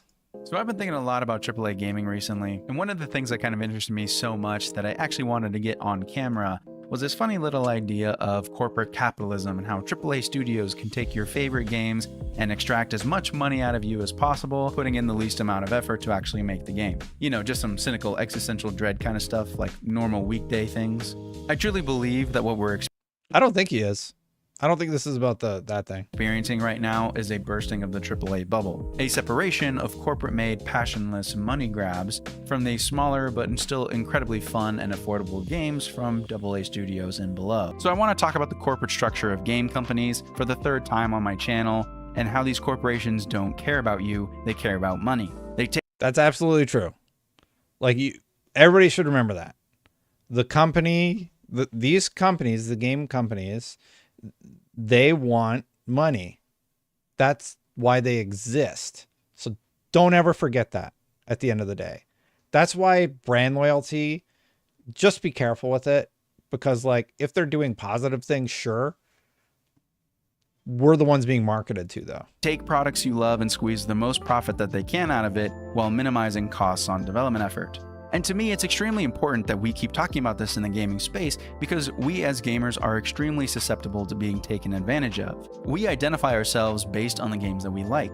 We find meaning in the art of a game. We create relationships through the shared experience we have with other gamers. It's very possible that nostalgia may creep into our wallets where reason should be instead. So the more we talk about it, the more awareness we spread, and hopefully the more people stop falling into the AAA trap. Though really, yeah, stock price must go up, right? So that's the thing at the end of the day. Like, these games have to keep coming out. And I think there are some companies that are a bit problematic with it, with how they've decided to implement their strategies, for lack of a better term, right? Really quick, I want to point out that this problem is not just in the gaming industry. This is something that's been ruining movies and TV shows for what feels like decades now. Just take a look at Marvel, Star Wars, Disney movies in general, half of the shit that Netflix puts out.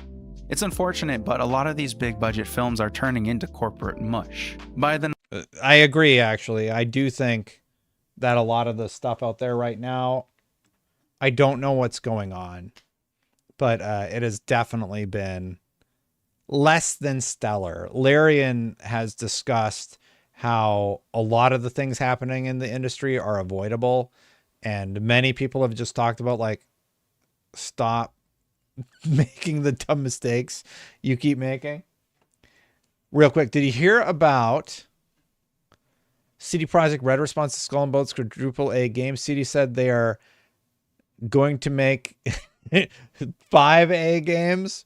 Believe it's on Twitter. That's good. I love that quick. Oh, that's a 10. Thanks, Quick. That's pretty good, though. numbers remakes or creatively bankrupt TV series that are really just there to capitalize on your attention span or your nostalgia rather than doing anything creative or innovative. I will say this, though. I do think that remakes, like I think the Dead Space remake is phenomenal. I think the Resident Evil 4 remake is phenomenal. Sometimes remasters, like, they just don't do it for me anymore. Maybe, like, because I was spoiled with Xbox, I could pop in my Fallout 3 disc and I get, like, this phenomenal version of Fallout 3 that hasn't really been modernized. But if they were to do anything like that, I do hope that they modernize in a way like Dead Space did, for lack of a better example. Corporations are a sign that an industry is booming. Any industry that makes money will have big corporations that control a large portion of it. Gaming is no different. Ubisoft, Nexon, Activision Blizzard. These are huge companies with thousands of employees that rake in hundreds of millions, if not billions of dollars per year. So if they make so much money, you would think that corporations would be great for the industry. I mean, if so many people buy their products, wouldn't you think that the people like the corporations too? Well, yes and no. It's undeniable that people buy their products. That's why they've become corporations. I think this was really good, though. Like, here's the thing. I think this Assassin's Creed was good. And continue to survive amongst the incredible amounts of new studios popping up every day. But that doesn't mean that their product is the best. For the most part, it just means that it's the most widely known, or that at one point it was the best and all other competition has been snuffed out. The best example I can give you is EA. Oh my God, Madden is like a really good example of, yeah. It just needs to stop. Like, the Madden games really need a little bit more TLC than they've gotten. Madden game every year. They put out FIFA every year. And every year they make a lot of money. And I mean a lot of money. Yeah, those games make insane amounts of money. Absolutely, as does FIFA. I really hope it's yeah. But is Madden just the undeniable best football game out there? Well, in a world where there isn't much competition, of course it is. When's the last time you heard of a football game that wasn't Madden? Or a soccer game? Somebody says, Destin thinks Halo was good. Can we really trust his opinion? Go see what Ackman thinks about Season 5. Go see what any of the Halo people think about where Halo Infinite currently is. I think it launched in an okay state, and it has gotten stronger. So I think I'm right. And I think you're wrong. And I think you're just jumping on the Halo hate bandwagon, for lack of a better term. So go off, bro. You clearly have not played Halo in a long time. Game that wasn't FIFA. Can you imagine a smaller dev studio trying to compete with these games? Point I'm trying to make is that these corporations have skillfully worked their way into a place where they have no competition. Any competitors, even other corporations, will have an extremely hard time creating games that can compete. So what does this mean to you? We as consumers are given an illusion of choice. In reality, we are being fed limited options, with limited competition that could have driven these corporations to actually improve their game. Right now, we're seeing the consequences of a lack of competition in gaming. Pokemon games releasing broken, Halo games releasing without content, Call of Duty games don't really change much, neither do Assassin's Creed games, MMOR. I don't think that games need to change all that much. Like, I think that new Assassin's Creed game he's using as a negative example is actually what I wish more companies would be doing.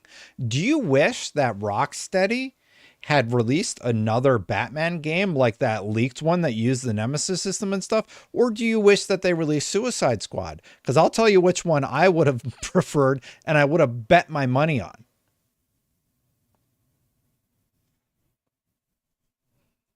RPGs take forever to make, and if you make one, there's no guarantee that you're going to be able to pull people away from the most popular games like World of Warcraft, RuneScape, or Final Fantasy. Just recently, we had a Star Wars Battlefront remake release, and it was worse in quality than the originals that came out in the early 2000s. Instead of Battlefront fans being treated to a bit of fan service, this collection is a shameless money-grubbing exploit of said fan base. This is nothing more than a cold-blooded attempt to exploit people's nostalgia, which is the most disrespectful thing you could do with a game like this. We need to be very aware. Ackman was super upset about the Star Wars thing. I've seen the comparisons, but yeah, I haven't seen.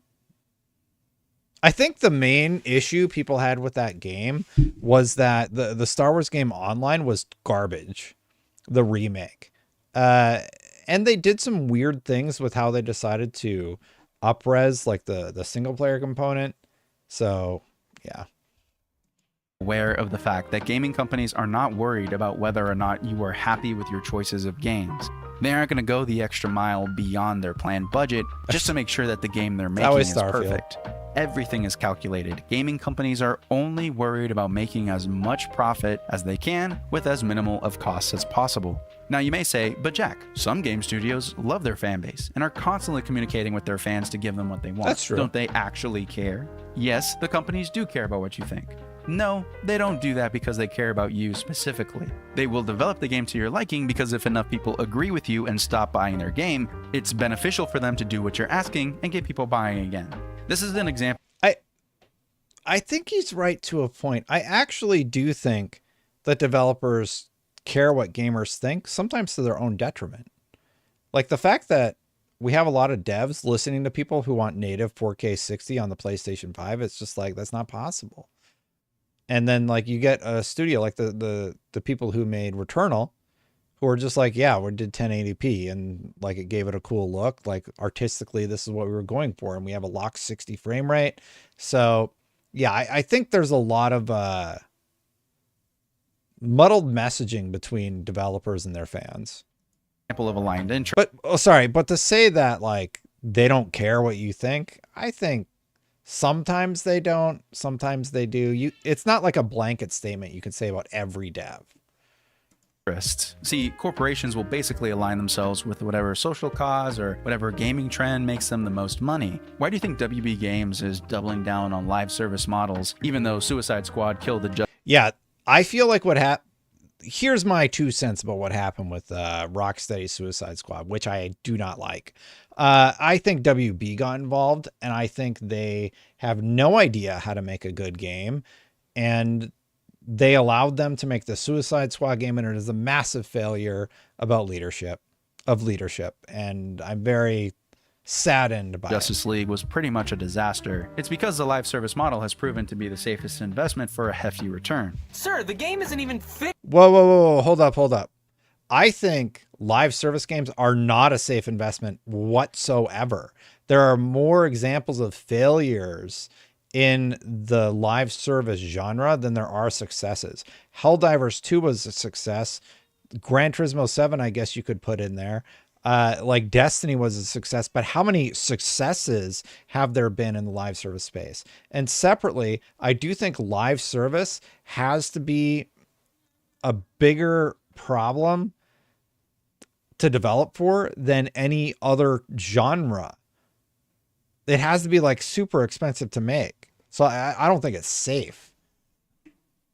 Finished. Only half of it even works. Oh, that doesn't matter.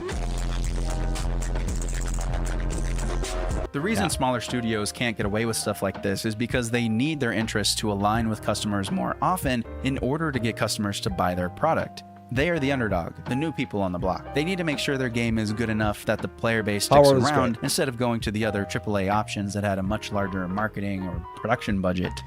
I sort of agree with him, but I would say that smaller developers don't have 40 billion stakeholders telling them to do a bunch of stupid stuff. They're just focused on making a great product. Helldivers like had a vision. They went for that vision, and it's just like everybody liked it. You know, Darko in chat is saying media pushed Helldivers 2. Everybody is talking about Helldivers 2. Media was, fans were. There was like a meme about democracy because that game is just fun. Same thing with Palworld. Palworld was like talked about by everybody. I wouldn't just say media talked about it. If anything, I would say there was a lot of negativity surrounding Palworld that nobody really cared about. So yeah, I kind of lost my train of thought about that one, but I think smaller companies can have a clearer vision without an executive at WB telling them they need to like make a Suicide Squad game for why they decided to make a Suicide Squad game. I'll never know. And I hate to be so cynical, but that's just how business works. Sometimes the customer's interests align with the company, sometimes it doesn't. The business will decide what they do based on the amount of money that they make from it, not how happy it'll make customers. If you want to look at it another way, ask yourself the question, do you think that if hundreds of thousands of people complain about predatory cash shops, that the mobile games will stop having predatory cash shops? No, because for every hundreds of thousands of people complaining about the cash shop, there are 10 people spending hundreds of thousands of dollars in that cash shop. Hold on a second. Interesting fact that just happened.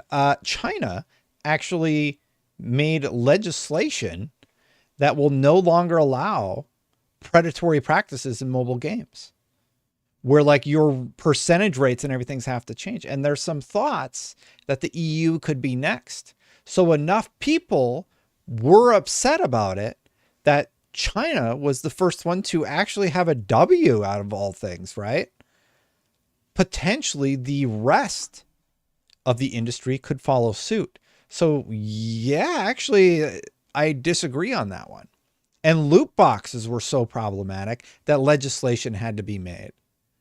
So hopefully enough people keep complaining about it, and we get a few more W's in that space. And if corporations are psychologically manipulating customers into spending more money, creating barriers to entry that prevent any real competition, making budget cuts while releasing games of questionable quality, and doing all of that while trying to spread a message of, we do this for you, dear. Yeah, no, they don't. Yeah, they don't do it for you. They do it for money, especially the big corporate places. So yeah. Consumer. If the corporation is evil, wouldn't you expect the people working in the corporation to be evil too? Like little henchmen to a supervillain right out of a comic book? Obviously the answer is no. Not everyone that works at a corporation is evil, and to be fair, not every corporation is evil. But what we as consumers need to understand is that the corporate structure itself has been refined over time to help businesses be the most efficient at serving their purpose, which is to make money. At the top will always be the board of directors, the president of the company, and the C-suite. Here's the insane thing, and here's why WB pisses people off so much, because they had the formula with Harry Potter to make a lot of money, and they're like, yeah, let's bet on the thing that massively tanked and we sunk $300 million into. That's why everybody hates WB right now. It's insanity.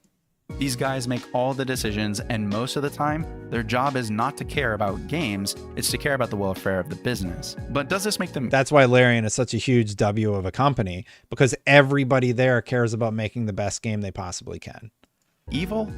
Well, some of them might be, but being an executive at a corporation doesn't inherently make you an evil person. Most of the time, it just means you're good at your job.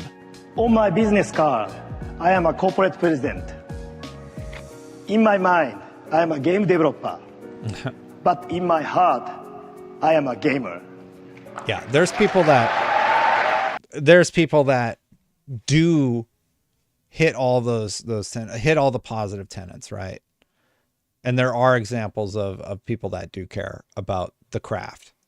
And this is relatively the same for all the employees below them. They're hired to do a job, and that job is related to some function that the business needs in order to make money. Now, of course, there will be plenty of people who do their job and are passionate about making a great game. I'm sure Ian Hazzikostas, the game director for WoW, truly wants to make the game better. He has always seemed very passionate, but he doesn't have the final say. If he makes a game that doesn't rake in more and more revenue every year, he will be seen as a failure in the eyes of the business. They may not fire him on the spot, but you best believe that he's going to be under an incredible amount of pressure to perform better for the company. What's up, everyone? Editor Jack here, and I have a treat for you. I actually got a hold of some real fake video footage of an actual fake Bethesda meeting where the game director of Starfield 2 is giving some executives a status update, and the executives, they make real fake changes on the spot. This proves how easy it is for the people in charge of the business side to change what the creative side does. Bobby, roll the tape. Good afternoon, gentlemen. Today we're going to be talking about the QA results for our next Starfield game named Starfield Plus. If we keep our current pace, we're looking about 31 weeks or 7 months to deliver fixes for all of these, assuming we don't find any more going forward. Any questions? Yes, sir, Jack. This is Jim, your CMO. That is Chief Marketing Officer, if you don't know, Jack. What is this? You're telling me that to address all these bugs, it'll take 31 weeks, but that'll put us well past our targeted launch date, and I would really like to hit our targeted launch date because that puts the release of this game right before the holiday. Yeah, this is about execs. I would love to have something up. to sell for the holiday rush. I mean, that is a huge opportunity for some high return on investment here, and I don't think the company can afford to miss that. Yeah, Jim, great point. Yeah, see, this is Devin, CFO, and to add to Jim's point, I would really like to see us reduce the number of weeks it takes to fix all of these bugs, because I would really like to reduce I like the email pop-up joke. That's good. the amount of strain on the budget by severely reducing the size of This weird bit like totally took me out of his point. Yeah. our QA team, so we need them to retest as many fixes as possible before I end their contracts. Okay, not a problem. I'll see what I can do to speed up the pace of their testing. When did you want to cancel their contracts? And next week, yeah. All right, see what I can do about that, yeah. Yeah, there's actually like laws in some states where you can't have contractors for too long or something. Anyway. Wynn, correct me if I'm wrong here, but I think we really should be focusing on our internal devs, because they are the heart and soul of the game. Do you think that we can ask them to use their passion for game development to maybe work harder, maybe more hours in the day, to really push us past that finish line, sprinting the... This bit doesn't work very well. He could have like concatenated this into like final 2 lines. 50 yards in the marathon. Oh yeah, I'm sure they'd be so happy to get more of their time to make this game as perfect as possible, especially for no extra pay or guarantee of future employment once the game is launched. Yeah, and while we're talking about the dev team, I would also like to hear from you, Lazarus. Lazarus, he's our Chief Diversity Officer. I'm pretty sure we can secure some capital from investors who specifically look for Hispanics in video games. Do you feel like we've addressed this with our dev team, Lazarus? This joke doesn't work. Jack, can you just double check with the devs that we put in a new Hispanic character in the game, like All Miles right. Morales? Everyone loves Miles Morales. He's cool and Hispanic. So can you just put, do you know this was in it? I call it in your time up to Oh the my entire God, time. that bit I is want like you. that Well, bit for is like you. 5 I want you minutes to fire. long. Okay, talk That to you was soon. not good. So again, what does this mean for you, the customer? Why the hell am I taking up all your time talking about what people may already know? Well, here Miles Morales is great also, so I don't know what the fuck he's talking about. we go. Here's the big drop. Here's the main point I was building up to the entire time. I want you, my dear viewer, to be prepared. Basically, I would like for us gamers to better protect ourselves against some of the disappointments that AAA gaming produces. If they get your money, they don't care about your complaint. At the end of the day, I feel that this structure leads to a They do when legislation has to get involved. conflict of interest. The gaming side of the company, the creative side of the house, is put in a position where it constantly fights with the business side of the company. And unfortunately, the business side will always win because games need money to be made and function. The world doesn't run on good vibes and fun games, it runs on cash. And that means that any complaint a dev may have is instantly trumped by the response, but this will make us more money. And this brings us Diablo Immortal. Here's the thing, like, I've done sponsorships for like Raid Shadow Legends and I played Diablo Immortal. I think those games are fine. Just don't spend money on them. Like, that's my whole thing. I just don't spend money on anything. So I'll play, I'll hit the wall, and then I just stop playing. Like, I played Diablo Immortal. That's what really got me into Diablo, and I took my wizard to like 100. I think 100 was the cap. or when you could actually change your level or whatever. And with Raid Shadow Legends, you get to this point where you have to like make sure they have stars or something. And I'm just like, well, I played like 50, 60 hours and it was kind of fun. The thing about all of those games are you're not really working towards anything. There's no like story that you're so immersed in that you need to see what happens next or anything like that. They're just kind of fun for me, at least, to like level up the characters. And then when I hit the wall, I just stop. So that's sort of my take on those types of products. I don't know. This back to the structure of corporations. It's not one person's fault. It's a system. The system was created to efficiently run a business, and that's it. Corporations don't foster creativity because that's not what they were meant to do. The structure has been put in place to make money based off data and educated decision making. And that's why creativity is only tolerated as long as you can prove with data that the creative investment is worth the risk. I'm being a bit dramatic, but basically, I went on this rant to spread awareness on protecting yourself against these corporations. Don't buy games based on pure trust in developers, because it may not be the developers that have the... Yeah, I mean, I agree with that. I agree with that a little bit, but I don't know. It's just like everybody has to interface with a corporate entity for the most part, right? Like, even if you're somebody on YouTube, you still have to work with YouTube. And if you violate YouTube's guidelines, your channel gets deleted. So, yeah. I don't know who this guy is. I have no idea who he is. Some of what he's saying makes sense, but a lot of it, he's just like, well, don't trust the big AAA companies. It's like, yeah, but like, we got Mass Effect because of a big AAA company. So sometimes they get it. Yeah, I don't know. Like, be cautious. I don't really know what message I'm supposed to take away. The final say. Try not to fall victim to predatory microtransactions, because this validates the company's decision to... Don't buy microtransactions. That's what he's saying. I agree. Be predatory and have microtransactions. Don't pre-order online games if the developer hasn't given you a reason to trust that... Don't pre-order games. Should be the statement. The game will be actually good. Just be aware. And most of all, if a game comes out and it's shit and you happen to buy it, go get that refund.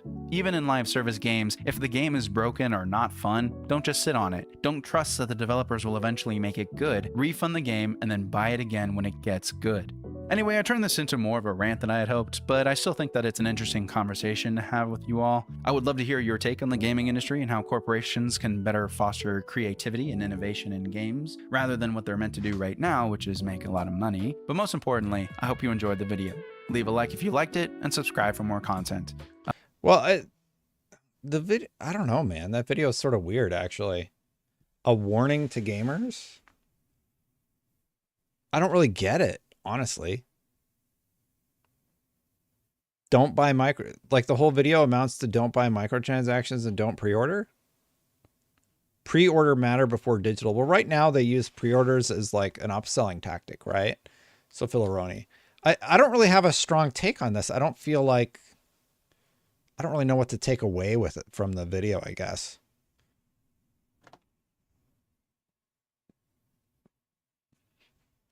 Out of all my reacts, I think that one is the one where I'm just kind of like, what is the point you tried to make with that video? Some companies are greedy. Yeah. I mean, they exist as a business to make a profit. I do understand that. Don't pre-order stuff. Don't spend money on microtransactions. I agree with that and that. But yeah. Hey, Ham Solo, good to see you. Gonna need a bigger port. Yeah, it's almost filled up there. Thanks, everybody. All right. Well, like, what do you think about that video? I thought it was weird. I don't really feel like he made a great point. He's like, companies shouldn't just keep doing the same thing, but like Assassin's Creed, like if you play Assassin's Creed 1 and then you play Mirage, I actually think them going back to Mirage, or not Mirage, whatever the new one was. I think that game was really solid. It felt more like 1. It was like a return to form. So yeah, that was good. And then like companies like Rocksteady, who did great Batman games, I wish they would have did the Batman game that utilized the Nemesis system versus tackling the Suicide Squad game, which was a disaster. So all of his points just seem muddled, like don't trust AAA gaming. But there's a lot of examples of AAA gaming being successful. So I've been seeing. I think the video was weird. This one's interesting. This one is a video game crash isn't going to happen. This one's a little shorter. A video game crash isn't going to happen. I've been seeing a lot of discussion and discourse online about whether we're about to enter like another video game crash, like a video game industry crash.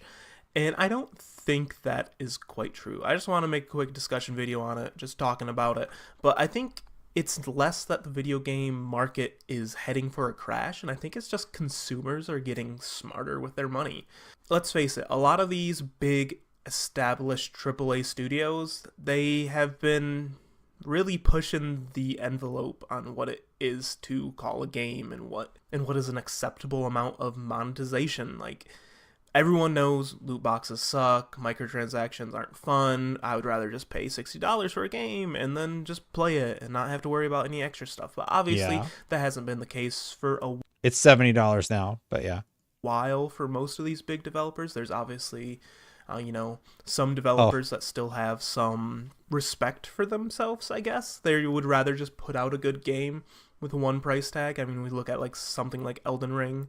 There's no microtransactions or anything. Okay, this is basically my Baldur's Gate 3 rant.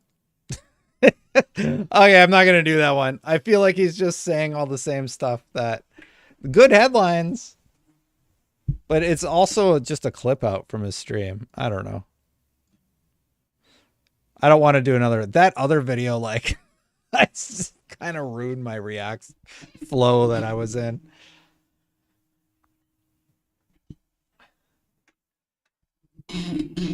My rant about the Baldur's Gate 3 video was that I hate it when games come out and need to apologize because they were bad. Oh, we launched this game and it doesn't work. Like, that sucks, right? So, yeah. Did I miss any stuff today? Anything else you guys want to talk about? Oh, the Batman leak. Yeah, somebody brought up the Batman leak. So here's the thread about the Batman leak. I was going to talk about this, but then let me fix this really quick. By the way, if you have any videos you want me to react to, you can send them to thedestinchannel@gmail.com. If you missed it, the Batman leak was thread of videos and images related to Monolith Productions' canceled Batman video game codenamed Project Apollo.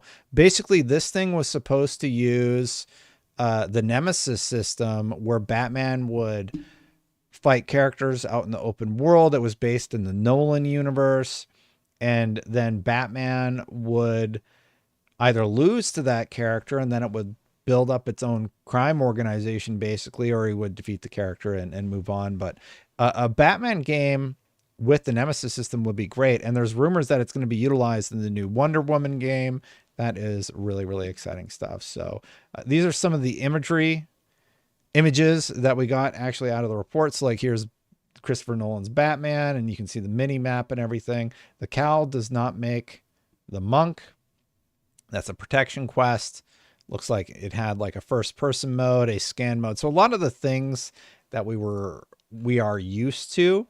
The open world of Gotham could be traversed either by gliding and utilizing the grappling hook as established in the Arkham games, or by operating the Tumbler Batmobile. So basically this was like the first version of the third Batman game, Batman Arkham Knight. Just an early look at it. Yeah, it even has the dive mechanic. I think a lot of this ended up getting utilized later on in development. This is really, really cool stuff. Obviously a really early game. This must be like PS2 era. I can't remember the year that they said, but this would have been so freaking cool if it was PS2 era. But I'm kind of glad that Arkham Knight and then Arkham City ended up being whatever this was. Yeah, this looks like super early prototype. Cool, cool. gadget loadouts. You could do detective work, basically the scanning system from the original game. Early stealth sequence. One thing I don't think the game did great was there were stealth sequences in the game, but they were like combat arenas. So the way that they solved the challenge there was to do it that way. Yeah, basically like that. That's pretty neat. And then the game would have marked the debut of the Nemesis system mechanic, wherein enemies retain memories of encounters. This feature was hopefully to distinguish it from the Arkham franchise, despite the other elements shared from it. Warner Brothers didn't think that having 2 Batman gaming franchises was a great idea, so the Batman game was retooled to a Lord of the Rings project, and that's how we got Shadow of Mordor. Well, that game was absolutely phenomenal. Got this info from Did You Know Gaming and Andrew4586 and Internet Archive. That is really, really cool stuff. Clay, I'm about to head out too, I think.